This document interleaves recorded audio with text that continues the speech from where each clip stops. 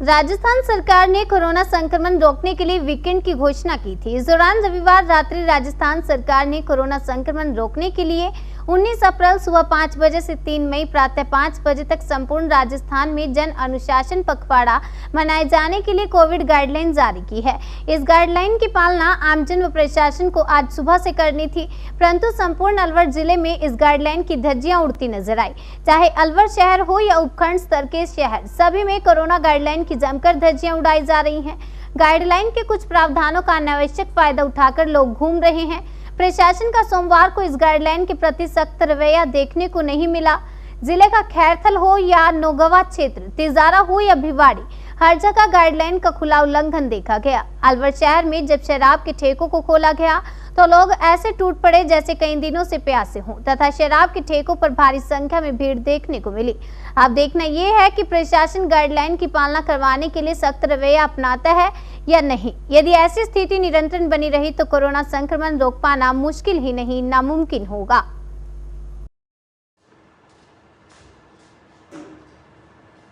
नमस्कार साथियों, आज विशेष रूप से आप लोगों के बीच में लाइव आने का मुख्य उद्देश्य, मुख्य कारण कोविड जैसी स्थिति आज जो वापस देश के अंदर बनी है और जो हालात हैं वो बहुत ज़्यादा भयानक और ख़तरनाक हैं। मैं आप सब लोगों से ये अपील करना चाहूँगा, आप घर के अंदर रहें। बहुत ही ज़्यादा अगर ज़रूरी हो तो आप मास्क लगा के बाहर निकलें। 2 गज की दूरी रखें। जो कोरोना का प्रोटोकॉल है उसको फॉलो करें। मैं आपको सही बताना चाह रहा हूँ, पूरा कोरोना भी रह गया, लेकिन आज जितने फ़ोन सुबह से मेरे पास अस्पतालों को लेके आ रहे हैं, और सबसे बड़ी बात यह है कि सरकारी हॉस्पिटल नहीं, प्राइवेट हॉस्पिटल्स के अंदर बेड, ऑक्सीजन, इंजेक्शन इनके लिए आ रहे हैं। और हमारे नज़दीकी लोग, अलवर ग्रामीण के लोग, अलवर के लोग, राजस्थान के लोग कई प्रकार की मुसीबतों का सामना कर रहे हैं। काफ़ी लोग अब भी इस समस्या को नज़रअंदाज किए हुए हैं। उनको आज भी लगता है कि कोरोना जैसा कुछ भी नहीं है, लेकिन स्थिति बहुत भयावह है। मैं आपको आगाह करना चाहता हूँ। और कोरोना का बचाव ही कोरोना का उपचार है। सबसे पहले तो हम वैक्सीन ज़रूर लगवाएं। जिन्होंने वैक्सीन नहीं लगवाई है वो वैक्सीन लगवाएं। और बहुत ज़्यादा ज़रूरत हो तभी हम बाहर निकलें। मैं देख रहा हूँ बहुत से लोग बिना वजह बाहर निकलते हैं, बाज़ार के अंदर आ जाते हैं, चौराहे पे आके बैठ जाते हैं, मजमा लगाते हैं, आपस में आके बैठते हैं। आज स्थिति ये है कि हमें अपने परिवार के साथ रहने का मौका मिला है। इसको आप समझिए किस प्रकार से स्थितियां रोज़ाना चेंज हुई हैं। पिछले 7 दिनों में जो चेंजेज आए हैं, जितनी मृत्यु पूरे मार्च के अंदर नहीं हुई, उससे 1.5 गुना मृत्यु कल एक दिन के अंदर हो गई।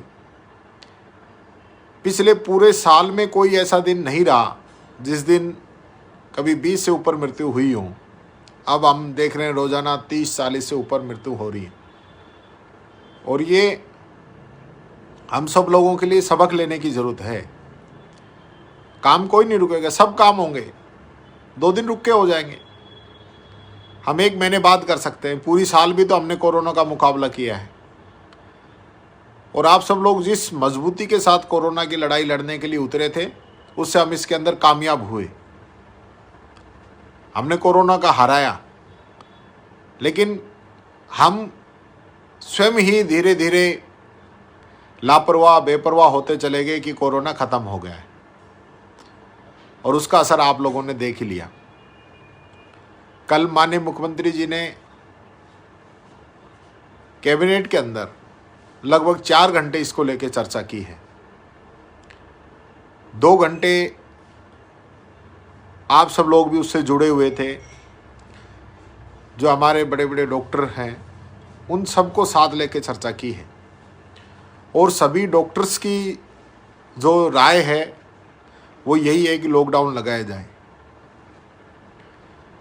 माननीय मुख्यमंत्री जी ने कर्फ्यू के आदेश बढ़ाए हैं, कुछ चीज़ों में छूट भी दी है, कुछ चीज़ों को प्रतिबंध भी किया है, लेकिन मैं ये कहना चाहूँगा कि आज भी लोग इन छूट का गलत फ़ायदा उठाना चाहते हैं।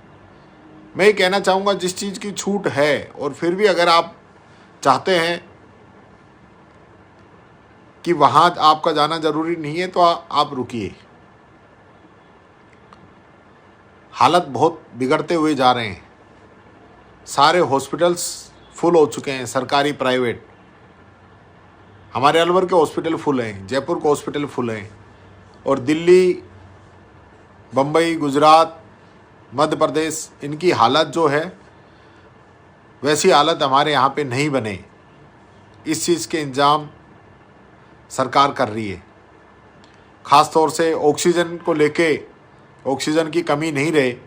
मैं आप लोगों को ये कहना भी चाहूँगा, बताना भी चाहूँगा कि भारत सरकार जो हमारी भिवाड़ी में ऑक्सीजन बन रही है उस ऑक्सीजन को गुजरात में देना चाहती है, और हमें जो ज़रूरत है हमारी पूर्ति नहीं हो पा रही है। ये हालात हैं। एक तरफ वो कहते हैं कि हम सबको समान रूप से वितरण करेंगे, लेकिन हमें गुजरात के मुकाबले 15 से 20% ऑक्सीजन भारत सरकार दे रही है। वैक्सीनेशन का काम पूरे देश के अंदर राजस्थान में सबसे अच्छा हुआ। वैक्सीन की कमी हम सब लोगों के सामने आ रही है, भारत सरकार उसके अंदर मदद नहीं कर रही है। रेमडेसिविर इंजेक्शन की कमी आ रही है, और कई ऐसी चीज़ें हैं जो जीवन रक्षक औषधि हैं उनकी कमी आ रही है, और ये स्थिति धीरे धीरे बढ़ती जा रही है। मेरा आप सब लोगों से आग्रह है, अब की बार जो कोरोना का स्ट्रेन है, सबसे खतरनाक बात यह है कि कोई सिम्टम नहीं है, और कई तो जांच के अंदर भी नेगेटिव आ जाता है, लेकिन हम सीटी कराते हैं तब पता चलता है कि स्कोर 20 है, 22 है, और आदमी सीधा कोलैप्स हो जाता है। ये स्थिति बनती हुई जा रही है। इसलिए मेरा आप सब लोगों से ये अपील है, अनुरोध है, ख़ास तौर से जो मेरे फेसबुक पे जुड़े हुए साथी हैं, आप समाज के वो अंग हैं जो एक्टिव रहते हैं, सोशल मीडिया पे एक्टिव रहते हैं, आप सब लोगों को जागरूक कीजिए। आप टोकिए लोगों को कि वो मास्क लगा के जाएं। मास्क बहुत ज़्यादा ज़रूरी है। जब भी आप बाहर जाएं, मुंह और नाक ढका हुआ होना चाहिए। हम क्या है कि मास्क लगाते नहीं हैं, जेब में रखते हैं, कोई दिखता है तो लगाते हैं। और जो मास्क का जो अंदर का हिस्सा होता है, जो मुंह और नाक जिसको टच करता है, वो कहीं भी भारी वस्तु से वो नहीं छुएं, न उसके अंदर की तरफ हाथ लगाएं। ये मैं आपको बताऊं, ये मेरा मास्क है, इसमें जो अंदर की तरफ का जो है, ये जो अंदर का जो है, इसको टच नहीं करना है। हम देखते हैं इसको टच कर रहे हैं, इसको कहीं भी टेबल पे, कुर्सी पे रख देते हैं, फिर उसी को यूँ कहीं मुंह पे लगा लेते हैं, फिर क्या फ़ायदा हुआ। इसलिए जो अंदर का जो इसका हिस्सा है, वो कभी भी उसको भारी सतह से उसको टच नहीं करें, और मास्क हमेशा लगा के रखें, और टाइट मास्क लगाएं। उसकी फिटिंग पूरी रहनी चाहिए, ताकि किसी भी प्रकार से मास्क के अलावा बाहर से हवा उसके अंदर नहीं आ पाए। ये हम चीज़ों को समझने की ज़रूरत है। हम अगर नाक पे मास्क हटा के रखते हैं तो हम दूसरों को तो ये वायरस नहीं दे रहे, लेकिन नाक से हम ले रहे हैं, और नाक और मुंह दोनों ढक के रखेंगे तो न हम वायरस को लेंगे और न आगे वायरस देंगे। ये मैं आप सब लोगों से निवेदन करना चाहूँगा। आप सब लोग जागरूक बनिए, लोगों को टोकिए जो भी बिना मास्क हैं। मैं जिनका भी मेरे पास फ़ोन आ रहा है, जो भी मेरे से बात कर रहे हैं, मैं उनको ये चीज़ ज़रूर कह रहा हूँ, अपनी तरफ से कह रहा हूँ कि भाई बिना वजह आप घर से बाहर नहीं निकलें, मास्क ज़रूर लगाएं। ये बहुत ही ज़्यादा ज़रूरी हो गया है और आने वाले समय में कुछ भी परिस्थितियाँ बन सकती हैं, बिगड़ सकती हैं, इसलिए हमें एहतियात रखना बहुत ज़रूरी है। सरकार और ज़्यादा सख्ती करे, उससे अच्छा है कि हम खुद ही इस चीज़ को समझें। आज मुख्य उद्देश्य आपसे रूबरू होने का यही था। आप हमारे डॉक्टर्स की बाइट सुनिए, सारे डॉक्टर्स क्या कह रहे हैं, क्या हालात शमशान घाट के अंदर बन रहे हैं। उत्तर प्रदेश के अंदर शमशान घाटों के अंदर मुर्दा जलाने के लिए लाइन लगी हुई है, वेटिंग आ रही है। इससे बड़ी बात क्या हो सकती है। कई जगह पे ऐसे मीडिया के अंदर समाचार आ रहे हैं कि बिना ऑक्सीजन के पेशेंट एम्बुलेंस के अंदर, गाड़ी के अंदर दम तोड़ रहे हैं। ये स्थिति बनी हुई है। इसलिए मेरा आप सब लोगों से आग्रह है, हम मास्क लगाएं, 2 गज की दूरी बनाएं, अपने खुद का, अपने परिवार का, अपने मित्रों का, अपने आसपास के लोगों का, सबका ध्यान रखें, सबको सहयोग करें। काफ़ी लोग ये सोचते थे कि वायरस जो है, ये वायरस गांवों के अंदर नहीं है, लेकिन अब जो आंकड़े आए हैं, उन आंकड़ों के अंदर आप अगर उसको देखेंगे तो आपको पता चलेगा कि लगभग 30 से 40% जो पेशेंट आ रहे हैं वो ग्रामीण एरिया के हैं। पहले जो हम सोचते थे गांव के अंदर कोरोना कुछ नहीं है ना, आज वो गांव के अंदर भी असर दिखा रहा है। इसलिए मेरा सभी भाइयों से ये निवेदन है कि आप एहतियात रखें।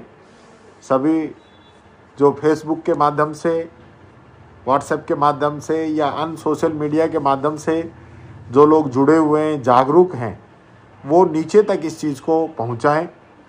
मैं सभी जो हमारे जनप्रतिनिधि हैं, सभी सरपंच साहिबान हैं, पूर्व सरपंच साहिबान हैं, पंच साहिबान हैं, पंचायत समिति सदस्य हैं, पार्षद हैं, पूर्व जनप्रतिनिधि हैं, उन सब लोगों से अपील करना चाहूँगा कि हम अपने गांव, अपने वार्ड, अपनी ढाणी, अपने इलाके के अंदर सब लोगों को जागरूक करें। सब लोग सचेत हों कि आज अगर हम 10-15 दिन घर में रुकते हैं, आज ये जो पखवाड़ा लगा है 15 दिन के लिए घर के लिए, माननीय मुख्यमंत्री जी ने निवेदन किया है सब लोगों से, तो कोई फर्क पड़ने वाला नहीं है। हम लगातार आप लोगों की सुविधाओं के लिए प्रयास कर रहे हैं, आमजन को कोई परेशानी नहीं हो, आमजन को कोई दिक्कत नहीं हो। इन सारी चीज़ों की जिम्मेदारी आप हम पे छोड़ दीजिए। आप सब लोग प्लीज़, मैं आपसे फिर एक बार निवेदन कर रहा हूँ, बिना मास्क बाहर मत निकलिए, हाथ धोते रहिए। आपकी प्राथमिकता ये होनी चाहिए। मैं ये आपको एक चीज़ और समझाना चाहूँगा, ये जो वायरस है आँखों से, नाक से, मुंह से अंदर जाता है।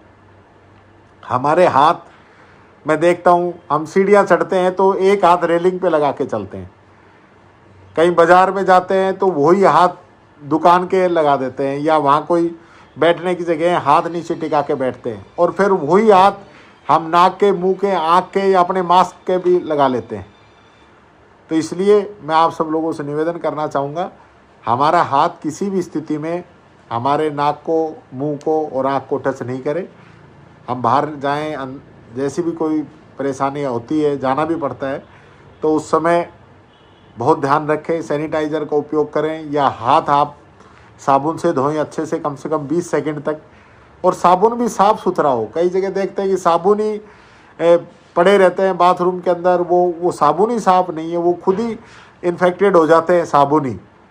तो ऐसी स्थिति में हमको बहुत ज़्यादा ध्यान देने की ज़रूरत है। हम इस चीज़ का विशेष रूप से ध्यान रखें।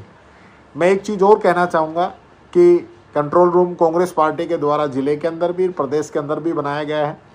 जहाँ कोई दिक्कत हो तो आप निश्चित तौर पर कंट्रोल रूम पे भी बता सकते हैं, मुझे भी बता सकते हैं। हम आपकी सेवा के लिए हाजिर हैं। साथ के साथ कई जगह कुछ असामाजिक तत्व कालाबाजारी करने में लगे हुए हैं, आप उसकी भी सूचना दीजिए। आपको अखबार के अंदर भी, सोशल मीडिया के अंदर भी, सब जगह पे कंट्रोल रूम के नंबर दिए गए हैं, व्हाट्सएप पे भी डाला गया है कि जो भी कालाबाजारी करता है उसका वीडियो बना के आप उस पर, व्हाट्सएप भी है, उस पर अपलोड कीजिए।